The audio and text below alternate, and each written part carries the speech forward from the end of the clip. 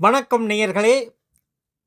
இன்று 2 பிப்ரவரி 2026 திங்கட்கிழமை. நோர்வே தமிழ் முற்றச் செய்திகளுடன் கதிர். முதலில் தலைப்புச் செய்திகள். ஒசுலோ சந்தை சரிவு, நாவலந்தேயம் அமெரிக்கா ஒப்பந்தம், அரச குடும்ப வழக்கு. இனி விரிவான செய்திகள். ஒசுலோ சந்தை சரிவு. அமெரிக்கா ஈரான் பேச்சுகளால் போர் அச்சம் குறைந்ததால் உலக சந்தையில் எண்ணெய் விலை திடீரென சரிந்தது.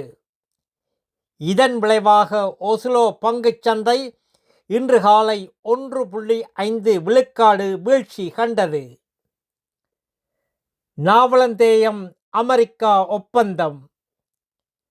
நாவலந்தேயம் இனி உருசிய எண்ணெயை வாங்காது.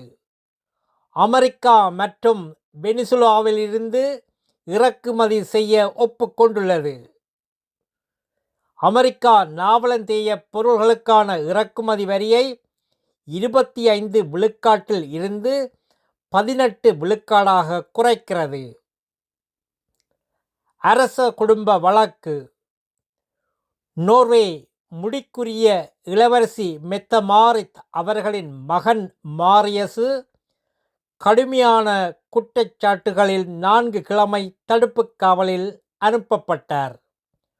முதல் வழக்கு செவ்வாய்க்கிழமை பிப்ரவரி 3 தொடங்குகின்றது.